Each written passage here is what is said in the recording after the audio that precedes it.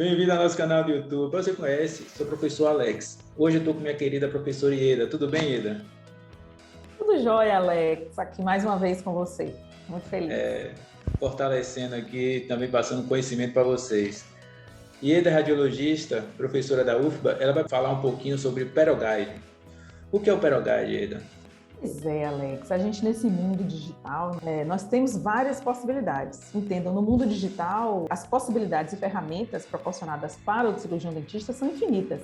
E o Peroguide, ele acabou sendo bem aceito pelos periodontistas e é um dos produtos da odontologia digital. O Peroguide, ele é um guia que te auxilia no planejamento e na execução da sua técnica cirúrgica, seja ela de gengivoplastia ou de aumento de coroa. Então, ele é um guia para gengivoplastia e aumento de coroa.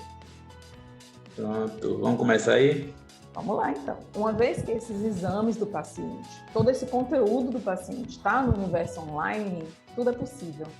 Desde um planejamento até a confecção de produtos. E essa é exatamente a ideia da nova odontologia, né? A odontologia onde a gente tem uma visão unificada pelo universo digital e que tem também a radiologia como parte disso. Não é que eu queira puxar o lado para a radiologia, mas é onde a gente se encontra. É na visão da radiologia. Então, a radiologia ela tem essa interdisciplinariedade com todas as especialidades, mas também a odontologia digital veio a agregar, veio a unir todas as especialidades, uma vez que a gente tem exatamente em mãos todos os exames e informações clínicas, né, Alex? Tudo ali unido dentro desse universo digital. E aí nos permite essa construção multidisciplinar, onde eu tenho a tomografia do paciente, onde eu tenho o exame do paciente, a foto do paciente, o escaneamento do paciente e assim por diante. Eu tenho um estudo completo através desse universo digital. Hoje somos todos digitais, né? Somos uma malha, uma matriz de rede de informações. Então, Alex me convidou para a gente conversar aqui esse bate-papo, né, sobre o planejamento do Peroguide. Para a gente trabalhar com o Peroguide, a gente realmente precisa abrir a mente. Agora estamos no universo digital e com ele a gente vai planejar através das medidas biológicas do meu paciente, através da minha informação clínica, do desejo desse paciente, eu tenho agora que transpor isso para o mundo digital. Aqui, por exemplo, eu tenho uma foto de um paciente com um sorriso e esse paciente a gente percebe que ele tem um sorriso, como a gente costuma falar, um sorriso infantil, né? Ele tem os dentes curtos, a aparência do dente curto, né, Alex? Nem sempre esse dente é pequeno assim. E coincidentemente, Alex, esse é meu filho, então esse é Arthur. E Arthur, exatamente, olha lá, né, um belo garoto, e a queixa dele é exatamente isso. Mãe, meus dentes parecem ser mais curtos, menores. Ok, essa é a queixa do paciente, vamos de fato avaliar essa condição clínica que eu tenho, essa informação clínica que eu tenho do paciente, vamos avaliar o volume desse paciente, vamos avaliar esse paciente por dentro. Então, para que eu tenha um planejamento completo, ideal, a gente começa, né, após o exame clínico, com uma tomografia. E essa tomografia, ela é a reprodução do que o paciente tem por dentro. Então, eu vou avaliar o osso desse paciente, a distância biológica que eu tenho entre o esmalte e a crista óssea, então a junção anelocementária até a crista óssea. Então, é nesse momento que eu tenho esses dados agora por imagem do meu paciente. Então, aqui eu tenho uma tomografia, um exame tridimensional, volumétrico, em mãos do meu paciente para avaliar. Se a gente lembrar, né, Alex, a gente tem um grande trabalho publicado nacionalmente, onde a gente, usando o afastador de lábio, eu consigo visualizar a gengiva desse paciente. Então, a gente percebe, esse é um recorte do próprio artigo do Januário, brasileiro, né, que revolucionou, ele mudou a forma como a gente avalia a tomografia. Eu fico também muito orgulhosa, né? Alex conhece o professor Januário e ele, de fato, ele revolucionou a radiologia e a odontologia no momento em que ele sugeriu a colocação desse afastador. ao afastar o lábio do paciente, eu tenho a possibilidade de ver essa gengiva. Então, a gente percebe nessa segunda imagem tomográfica a visão da gengiva. Ali eu tenho 2 setinhas mostrando exatamente essa gengiva. Que é a imagem C, né? Está escrito C aí na imagem. C, exatamente, Alex, né? Então, o A é a fotografia clínica, o B, a imagem do paciente com o lábio sobreposto à gengiva, e a imagem C, a paciente aqui lindamente colocada com um afastador de lábio. E isso nos possibilita avaliar a espessura desta gengiva, né? A relação que essa gengiva tem. Olha lá, novamente em C, como a Alex colocou aqui, a gente tem exatamente as imagens do lábio levantado do paciente, da tomografia realizada com o lábio levantado. Vejam a diferença imediata para a imagem B, onde eu tenho o lábio do paciente em sobreposição com a gengiva. Então, o lábio não foi levantado. Eu não consigo visualizar essa gengiva, porque ela tem a mesma densidade na tomografia de feixe cônico que o lábio. Então, eu preciso levantar o lábio para que eu tenha essa avaliação da gengiva do paciente. E aí, por que eu preciso, né, Alex, dessa avaliação da gengiva do paciente na tomografia? Para que eu faça as medidas anatômicas e com essas medidas eu tome a decisão. É uma gengiva, por exemplo, que tem uma boa espessura, que eu vou conseguir trabalhar cirurgicamente com essa gengiva.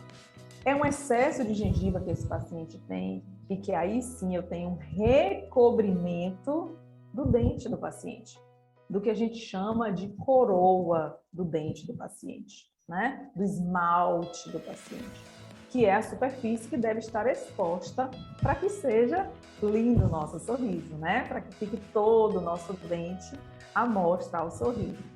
Então, como a gente viu no caso do primeiro paciente, a queixa dele era exatamente essa. Poxa, meus dentes são pequenos. Mas não é que os dentes dele eram pequenos. Vocês vão ver na tomografia dele que eu vou mostrar daqui a pouco. Então, aqui, Januário, esse é o artigo do Januário, para quem tiver interesse. Então, esse é o artigo original dele.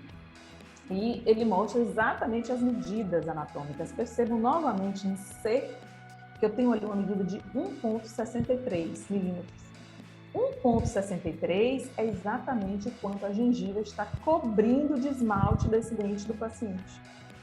Então, a gente tem, né, Alex, teorias correntes da nossa odontologia que defende que o nível ideal da margem gengival é exatamente na junção anelocementária, ali onde acaba o esmalte. Onde acaba o esmalte é exatamente onde deve estar começando a minha gengiva. E aí sim eu tenho toda a exposição de esmalte do sorriso do paciente. Quando a pessoa só vai fazer um aumento de coroa clínica estético, meu limite é a junção semente-esmalte. E da junção semente-esmalte até cristal ósseo tem que ter 3 milímetros. Estabeleceu-se, né? Não sei se quem está assistindo esse vídeo aqui, a gente está fazendo um vídeo para dentista, mas não sei se é dentista ou estudante de odontologia, uma pessoa que é leiga no assunto. Pode ser um paciente, né, Alex? É, paciente, é isso. Então, o que acontece? Como a gente vai fazer o aumento de coroa clínica que a pessoa realmente tem um dente pequenininho, ela não está escondida dentro da gengiva, a gente tem que fazer um enceramento. Ou você manda para o laboratório para fazer um enceramento tradicional, ou se não, você escaneia essa boca e também faz um enceramento digital. Quem não é dentista, eu vou falar, ou você cresce o dente para cima ou para baixo, ou você faz um aumento para cervical ou para a borda incisal. Então, o que acontece? Quando você faz isso, já é sabido que você vai ultrapassar essa junção semente-esmalte, porque já tem mais ou menos como é que vai ficar depois da cirurgia, porque depois da cirurgia você vai ter que fazer faceta de resinas, você vai ter que fazer facetas, laminados, né, que chamam, em porcelana. Então já está planejado que vai ter essa invasão, tá, a exposição do junção semente-esmalte para você poder depois reabilitar. Caso faça isso sem planejamento, fica esteticamente feio, porque você vai expor a raiz do dente. Então não é agradável. Então tudo é feito em cima de um planejamento que Ieda vai falar ao longo da aula aqui. Desculpa eu ter... Quem me dera, Alex. Não, pois é, foi muito bom você trazer isso pelo seguinte. A gente vai mostrar aqui agora casos muito simples. Mas esse mesmo conceito da simplicidade, como a Alex colocou, né? Da exposição da coroa. Eu vou precisar aumentar essa coroa para ficar esteticamente, né, Alex, compatível com o sorriso do paciente. Então, eu vou partir para um enceramento virtual também. Então, vejam que são diversas as possibilidades que eu tenho para reabilitar esse sorriso do meu paciente. Então, quando a gente vai falar aqui do processo exatamente básico, simples, mas ele pode ser incorporado, como a Alex falou, a múltiplas outras tarefas, como enceramento. Então, eu posso encerar fisicamente esse paciente, então eu vou no laboratório, como a Alex falou, ou eu posso encerar virtualmente esse paciente. Eu vou reabilitar com facetas, eu vou reabilitar com coroas, com resina, né, Alex? Muita gente faz as reabilitações com resina. E é nesse momento aqui que a gente vai tomar essa decisão, né? Aqui, o artigo do Januário, que foi quem introduziu exatamente a tudo isso. Então, percebam nessa paciente aqui. Então, eu tenho aqui a tomografia do paciente. Vejam que é uma paciente que é ortocirúrgica, saiu da reabilitação, né, fez uma cirurgia ortognática, já posicionada, está com aparelho em boca, aparelho ortodôntico, e agora é hora de cuidar da realização final, que é o seu sorriso. Então, ela quer ter um sorriso exatamente com uma estética bem compatível com o seu rosto, sua harmonia facial, né? Então, eu vou botar um detalhe aqui, a imagem ficou, olha lá. Então, percebam ali, a Alex estava falando, né, Alex, da distância da junção cemento-esmalte até a crista alveolar. Então, ela deve ser de até 3 milímetros, é o que estabeleceu-se na literatura. Vejam que essa paciente tem 1,4. Essa é a primeira medida que eu estou mostrando aí a vocês no plano número 3, no plano sagital número 3. Eu estou no centro do dente e estou mostrando a vocês que essa paciente tem 1,4 de distância da junção melossementária até a crista alveolar. Então, se eu intencionar fazer um aumento de coroa, sim, ela tem uma distância biológica que me permite fazer isso, se eu necessitar para expor mais esse texto coronário. Olha lá no corte 9 já, Alex, né, no próximo dente, a gente tem 2 milímetros nessa distância biológica da junção melossementária até a crista alveolar. Se a gente observar no corte vizinho, na imagem vizinha, no 8, eu tenho de margem gengival até a crista alveolar 4,3. Ela tem de gengiva 4,3. Eu estou dizendo com isso a vocês que essa paciente, ela esconde a coroa do dente dela em 2,3 milímetros de gengiva. Então, eu tenho ali um excedente de gengiva de 2,3 recobrindo o esmalte dessa paciente. E é por isso que o paciente às vezes diz, mas meu dente é curto, meu sorriso parece infantil. É exatamente aqui a gente está conseguindo mostrar biologicamente que, na verdade, o dente está escondido. Né, Alex? Não sei se você quer falar alguma coisa assim nessa parte. Não, também é importante, é claro que ela vai trazer todas as informações, é muito legal, ela faz um videozinho e no vídeo ela sai destacando essa questão da gengiva, da margem gengival até a junção semente-esmalte, até a crista óssea, vai te detalhando tudo e você vai discutindo o caso com ela.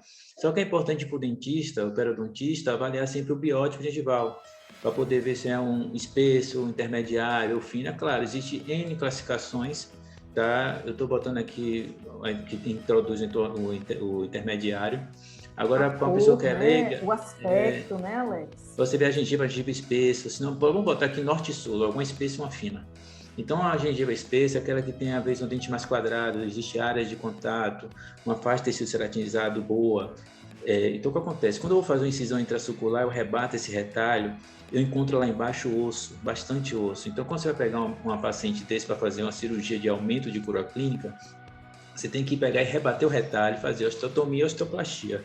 E lá no guia também tem ela vai dizer para você onde você fazer a incisão na gengiva e vai falar para você onde você vai deixar o osso depois fazendo osteoplastia e osteotomia. O guia, estou até com o guia aqui do lado, mas ela vai mostrar para vocês também. E se for um biótipo gengival fino, esse biótipo gengival fino tem que tomar muito cuidado porque é um tende mais triangular, não tem áreas, tem ponto de contato, não tem papila no meio, existe grande incidência de decência e fenestração. Então, o que acontece? Quando você rebate esse retalho, você vê o que? Raiz. Então, a pessoa tem que tomar muito cuidado. Não precisa, não necessariamente, você rebater o retalho. Você só precisa fazer uma cirurgia sem retalho, né? Sem retalho. Então, é bom você saber essa característica do biótipo gengival também. E conversado isso com o paciente, né? Isso é muito importante. Certeza. Porque, olha, o seu biótipo, ele não favorece ou pode ser já um irritador. E define a técnica cirúrgica que vai ser executada. Exatamente. Então, eu já vi quais são as informações que eu busco na tomografia. Distâncias biológicas. E agora eu tenho a possibilidade de unir isso, né, com o escaneamento de boca. Então, por que eu preciso do escaneamento? Porque infelizmente, a gente ainda tem uma nuvenzinha que a tomografia causa, que na verdade são artefatos, o próprio esmalte causa artefatos. Eu preciso de uma precisão maior dessa superfície. A tomografia é altamente precisa para o diagnóstico, extremamente precisa. Porém, em virtude dos artefatos, veja aquela paciente com Brecht em boca, né? Com o aparelho ortodôntico, ele gera artefatos. Então, eu preciso de uma precisão dessa superfície. Então, para a superfície, a gente precisa escanear a boca do paciente. Então, para que eu estabeleça, né, um protocolo de estudo, eu devo unir a tomografia com o escaneamento de boca, que é o que a gente chama do arquivo STL. Tem outros arquivos também, tá, gente? Tem o FLY, que é com a cor, e tem outros arquivos, mas o universal que a gente mais usa é exatamente o STL, que aqui é uma malha, né, de triângulos que permite exatamente a gente observar a textura. Vejam essa cervical do dente, como os triângulos se tornam menores, exatamente modulando esta textura que a boca do paciente tem. Então eu vou fazer exatamente essa união. Olha aqui um paciente sendo escaneado, também uma extrema precisão. Vejam os detalhes da cúspide. Cada vez que eu vejo um escaneamento de boca, eu fico encantada até hoje. Então, assim, a gente vê o detalhe da cúspide sendo copiada, do sulco gengival ali. Eu tenho uma noção, né, da cervical do dente do paciente junto com a gengiva se aproximando, tá? Diversos scanners do mercado. Aqui a gente tem, no Brasil, a gente tem mais comumente o Trios, o CS e o Aitero. Coloquei os três na minha mão, só para esses dois aqui estão na minha mão aqui, da vertical, só para vocês terem ideia do tamanho deles. A gente tem uma tendência a esses scanners ficarem menores com o passar dos anos, mas eles hoje já têm um bom conforto para o paciente realizar esses exames. Então, óbvio, faz com o paciente em oclusão, né? Então, o paciente vai, depois do escaneamento, morde, e aí a gente adquire, olha lá, rapidamente a oclusão do paciente. Então, aqui uma imagem do Trios, da T-Shape, uma das melhores imagens, na minha opinião, do mercado hoje, né? E a gente estão prometendo aí, Alex, vamos ver o que é que vem nesse Trios novo, que é a escolha da cor do dente do paciente. Então, ele já vem com uma inteligência artificial de reconhecimento da cor do dente do paciente. Legal. Reconhecimento de cárie, muita coisa boa chegando aí nos scanners de boca do mercado agora. Tá? Aqui vejam um paciente com restauração em boca, copiado, devidamente copiado. Aqui é a oclusão, mostrando, né, como é que a gente realiza, e ele exatamente por reconhecimento, como faz hoje nossos celulares, reconhecimento facial, ele faz o reconhecimento da mordida do paciente também. Adquirida tomografia, vejam que também é possível a gente ter o registro de mordida. Então, aqui trabalhando na tela do Aitero, a gente consegue ver inclusive os pontos de oclusão e tudo mais. Não é bem preocupante para o nosso planejamento do perioguide, mas também bem interessante para a gente saber, principalmente quando as pessoas, né, os nossos colegas da área de Alex e tal, gostam muito de estudar recessão gengival. Será que tem um contato prematuro? Será que não tem? Então, esses registros de oclusão nos ajudam bastante. Aqui, né, um caso que eu compartilho com vocês, me cedido pelo professor Fábio Bezerra. Então, observem aqui um detalhe sutil que essa paciente tinha, de uma assimetria gengival. Então, eu tenho aqui no dente 11 a gengiva um pouco mais alta, no dente 21 a gengiva um pouco mais baixa. Vejam que é uma paciente bastante criteriosa. E aí, óbvio, né, o professor Fábio Bezerra, mesmo com toda a expertise que tem, optou em fazer um perioguide. Então, o caso foi todo planejado virtualmente, as medidas que vocês viram ali, então, da junção melossementária até cristalveolar foi realizada, altura de gengiva, quanto realmente de gengiva seria o ideal para que a gente removesse, para que pudéssemos expor toda essa coroa da paciente. Então, tá aí o perioguide em boca. Vejam que é realmente bem fino, bem sutil a remoção, principalmente nesse incisivo. Vocês verão que nos outros dentes, até que a gente tinha uma quantidade maior para ser removida. Olha lá, olha no detalhe, né, Alex? É isso. O pouco de gengiva que a paciente precisava remover. Eu consigo fazer isso sem o perioguide? Claro que sim, né? Alex consegue fazer com a perícia cirúrgica que tem de anos de cirurgia, isso é muito simples, muito fácil. Mas se eu tenho um universo digital ao meu dispor, por que não fazer? O tempo clínico diminui. Olha aí, Alex falando, tá vendo? Quem sabe que fala, né? Então, olha lá, Alex, detalhe, ó, do bisturi na posição. Então, aqui Fábio me cedeu, inclusive, olha lá, as etapas todas que ele me mandou. No incisivo lateral, já um pouco mais de gengiva a ser removida. E aí ele me deu esse slide falando exatamente assim, Ieda, olha como o meu bisturi atingiu o guia. Isso também pode acontecer sem o guia, né? A gente acabar fazendo um traçado com o bisturi que pode eventualmente promover ali uma irregularidade, claro que contornável durante o transcirúrgico. Mas vejam como é realmente detalhista e minuciosa essa cirurgia, né? Olha lá, removida toda a gengiva ali, já estou no lateral, canino e premolar, tá? Nos 2 premolares ali especificamente. Aqui ele fez questão de mostrar o detalhe da diferença do 11 para o 21, que tanto incomodava a paciente. Aqui um pós-operatório, né? Pós-operatório de 30 dias. Vejam a saúde gengival dessa paciente, né? Mantida e conservada, olha lá, no pós-operatório de 45 dias. E aquele primeiro paciente que a gente conversou, que é meu filho, a queixa dele do sorriso gengival, foi feito todo um DSD, um planejamento para esse sorriso dele, o quanto realmente ele tinha isso aí, Alex, é exatamente a gente mostrando o quanto de coroa de esmalte esse paciente tem, que ainda pode ser exposto. Então, realmente, a queixa dele fazia sentido, né? Era biologicamente presente, ele tinha essa quantidade de esmalte, vejam aí, essa é a tomografia dele, exatamente. Então, fiz um filmezinho mostrando como é que a gente mede. Então, vou começar a medir, olha, a junção amelocementária até a crista alveolar, tinha 1,2 de distância, né? E a altura gengival 3,7, então 2,5 milímetros de gengiva cobriam esse esmalte desse paciente. Então, olha lá, 2,3, 2,5 estava cobrindo exatamente o esmalte do paciente. Então, a queixa dele, de fato, fazia todo sentido, né? Então, é isso aí a gengiva do paciente cobrindo. Aí eu fiz aqui uma reconstrução para explicar a vocês, bem bonita, olha, mostrando o quanto de gengiva, de fato, esse paciente tinha, né, cobrindo o incisivo central dele, por exemplo. Mas, de fato, tinha de canino a canino. Então, aqui o perioguide confeccionado, construído, pensando nessas medidas anatômicas. E aqui, agora, ele em boca. Então, vejam que o perioguide está exatamente ali mostrando o contorno gengival a ser removido, a gengivoplastia a ser feita. E essa parte superior, que foi exata, vejam que aqui, imagem inferior, vocês verão que o lado direito já foi feita a plastia e o lado esquerdo ainda ali, ó, a ser trabalhado, só para a gente mostrar o comparativo. Vocês verão, como a Alex falou, nessa imagem aqui, ó, este arco superior, ele corresponde a 3 milímetros, que é exatamente a distância da junção amelocementária até a crista alveolar. Então, esse arco superior, ele corresponde à distância biológica que eu devo manter, ou que eu posso manter do meu paciente. Então, o guia, ele me dá exatamente as medidas anatômicas desse paciente. Então, aqui no caso do canino, Alex, exatamente como você falou, esse paciente precisou fazer uma osteoplastia. Então, ele precisou fazer o aumento de coroa.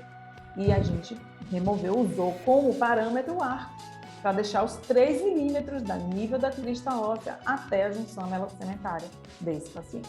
O bom desse guia de vocês, é porque você coloca a lâmina bisturi e ele vai perfeito, não tem perfeição nenhuma. É um detalhe importante falar isso, porque muitas vezes você vai fazer com placa de acetato, e como você vai fazer com placa de acetato, você tem que cortar com o quê? Com tesoura ou com lâmina bisturi. Então fica imperfeições naquela região, então você não consegue colocar a lâmina de bisturi e fazer uma incisão perfeita, às vezes tem imperfeições, então tem que tomar muito cuidado em relação a isso. E em relação ao guia, fica perfeito também, que você faz sua osteoplastia, osteotomia, você faz, coloca e vai medindo toda hora. Depois que eu comecei a fazer com esse guia é fenomenal, é maravilhoso. Aí tem a questão, você tem que começar a introduzir, conversar com seus pacientes da importância desse daí para você conseguir fazer um resultado perfeito. Verdade, tem que dividir, compartilhar, né, essa ideia com o paciente.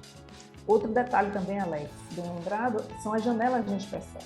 Percebam aqui, ó, gente, no incisivo central, que dá para ver a incisal do dente do paciente. Para que isso? Para que a gente veja o guia bem encaixado. Então, isso chama-se janelas de inspeção. Quando eu encaixo o guia na boca do meu paciente, eu preciso ver que ele está bem assentado. Então, ele tem que estar realmente todo, completamente adaptado. Tá? E aí também, Ieda, outro detalhe, que você consegue fazer o Zenit bem tranquilo, porque aí tem pessoas que gostam de fazer um arco no Zenit, tem outros que gostam de fazer um formato triangular. Eu gosto desse formato que vocês fazem aí, tá?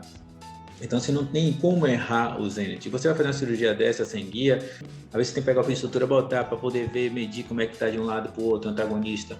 Você também tem que botar o paciente em 120, você fica de frente para o paciente, bota a cadeira em 120, fica de frente e você pede para ele sorrir, para poder avaliar como é que está. E com esse guia, por isso que eu falei que o tempo clínico diminui. E outra coisa também é porque tem, não sei, eu acho que a Ieda vai falar aí, da impressão que eles fazem. Essa impressão é ótima porque você faz o teste do guia previamente, tá? Isso que a Ieda está querendo falar aí, né, Ieda? Você consegue encaixar. Então, infelizmente, tem lugares que às vezes só faz o guia e não faz a impressão. Então, você só vai ver se está dando certo ou errado na hora da cirurgia, né? Ou previamente a cirurgia. E aqui você consegue ter a previsibilidade melhor. É igual o perfil de inserção de uma prótese, né, Alex? Às vezes é mais para posterior ou mais para anterior. Então, se eu já treino isso no próprio modelinho, eu já vou para a boca do meu paciente com muito mais segurança, muito mais precisão. Aqui, ó, gente, o detalhe do canino, tá vendo, Alex? Então, realmente, a gente tinha condições de fazer uma remoção de osso aí. Então, foi perfeito, o caso todo planejado. Olhem que previsibilidade. Olha a quantidade de osso boa aí, Alex, também, né? Então, tudo isso, a gente tem essa previsibilidade dentro do planejamento de periogaide. Então, é você usar realmente dos artifícios todos que a gente tem dentro do universo digital, tá? É claro, gente, a gente tem outros sistemas no mercado. Esse, por exemplo, Alexa, que a gente já tinha discutido, que é do Coachman, né? Então, eu fiz esse caso aqui com o professor Sandro Bittencourt e a gente percebe aqui, olha todas as medidas aqui.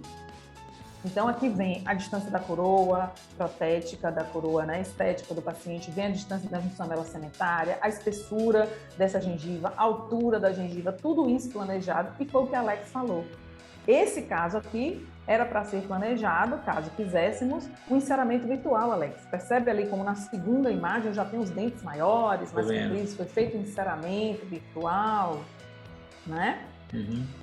Então, aqui...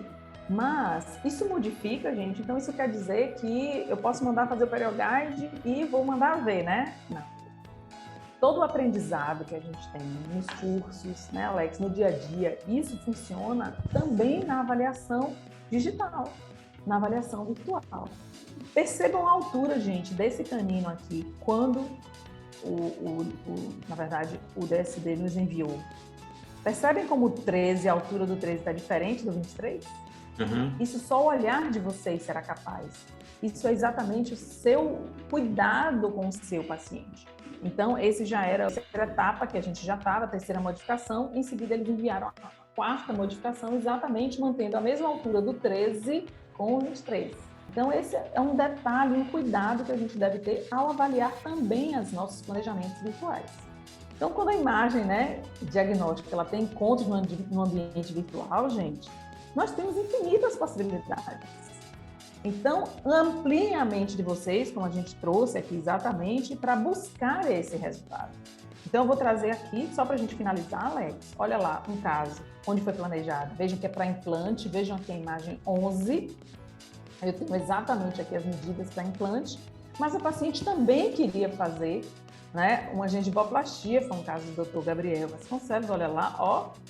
Então, tudo foi planejado aqui, enceramento virtual, olha as linhas do Zenit, que foi o que a Alex estava falando exatamente mais cedo, está todo mundo na mesma altura, não está? Vocês teriam que clinicamente estar o tempo todo botando ali, olha lá, Alex, né, o perioguide na boca do paciente, as janelas de inspeção para que vocês olhem se está realmente encaixado, olha o quanto de gengiva essa paciente realmente biologicamente precisava remover para fazer, né, com que aparecesse todas as suas coroas dos dentes aqui, tá? Então aqui, esse caso foi... Desculpe, rapidinho, só para completar, eu acho, né, não sei se você vai falar. Sim. Você ainda, quando você vai solicitar esse guia cirúrgico, você tem que solicitar, ou fala o nome, né, que você quer, ou a técnica, ou senão você solicita uma tomografia guia cirúrgico para aumento e cura clínica, que é tomografia, escaneamento e fotos intra e extorais, né, Ieda? Exato, Alex, bem lembrado. Exatamente. Porque a gente faz a sobreposição e dá uma harmonia melhor ao paciente, tá? Vejam que esse caso aqui, então, ele foi planejado para ser a gengivoplastia com implante. Então, o paciente precisava fazer a cirurgia do 22 para implante e foi planejado um guia exatamente para a gengivoplastia, olha lá ele, e para implante no 22. Então, o guia duplo é aquilo que eu falei para vocês, uma vez que eu estou no universo digital, infinitas possibilidades me ocorrem, né? Então, esse paciente fez a gengivoplastia, aumento de coroa, fez enceramento virtual e ainda o guia auxiliou na cirurgia, né, de implante. Então, gente, não fiquem muito estressados, né, Alex? Como a Alex falou, vocês começarem a usar esse universo digital, começar, obviamente, né, com quem conhece, com quem já fez, como Alex, e daí vocês irem buscando, né, as ideias que forem surgindo. Será que eu posso fazer isso? Será que eu posso usar dessa forma? O ideal, de fato, é você sempre trabalhar com um colega que já tenha um pouco mais de experiência, porque aí vocês conseguem utilizar dessas ferramentas. E não pense sempre, eu vou fazer o quê? Eu vou fazer um curso primeiro, ou eu vou buscar um planning center? Não, é tudo junto, né? Então, façam uso do diagnóstico, da clínica de vocês, dos planning centers que existem muitos, e da inovação. Tudo muito junto, muito pensado, muito discutido com os colegas, porque tudo isso está disponível para vocês no universo digital. E vamos lembrar, né, gente, que o sucesso do resultado final, ele passa necessariamente por um planejamento. Então, gastem tempo planejando, discutindo com o seu colega que tem mais experiência, trazendo para a Alex, o que é que você acha desse caso, o que é que você viu nisso aqui, vamos junto pensar sobre isso. Isso vocês estão gastando o tempo da melhor forma possível, né? Para a gente economizar o tempo com o paciente, com o resultado final, né, Alex? Deixo aqui meus agradecimentos. Ieda, inclusive, a proposta desse canal é passar conhecimento, tanto para a pessoa leiga, que é paciente, para estudante de odontologia e para profissionais. Tanto é que quando agora eu estou dando aula na especialização, alguém vem perguntar alguma coisa sobre cirurgia guiada, eu pego o link do nosso YouTube, do nosso vídeo e mando para o aluno estuda aquilo ali. É claro, a gente está fazendo aqui nossa parte, mas não pode, o aluno em momento nenhum não pode deixar de ler livro, ler artigo. Acho que essa geração nova está vendo muito vídeo, e olha que eu sou formador de conteúdo, mas não se limite só aos vídeos. Também sente, leia bastante os livros e artigos, também é importantíssimo isso. Pois é, você vê aqui, né, Alex, que a gente trouxe um conteúdo extremamente prático e a gente buscou lá o januário, o artigo do januário, que subsidiou tudo que a gente discutiu aqui. As distâncias biológicas, tudo isso a gente tem que continuar realmente vendo nos livros, tá? Eu queria agradecer mais uma vez. Você é uma pessoa maravilhosa, você tem um dom da palavra, sua aula passa que a gente nem vê, viu? Muito obrigado mesmo pelo esclarecimento e pela disponibilidade que você teve de estar aqui com a gente. Ai, que bom, Alex. Obrigada, querido. Viu? Você que gostou, curta esse vídeo, compartilhe e bora mostrar esse conhecimento para todo mundo. Um beijão, Ieda. Fica com Deus, viu? Tchau, tchau. Tchau, tchau.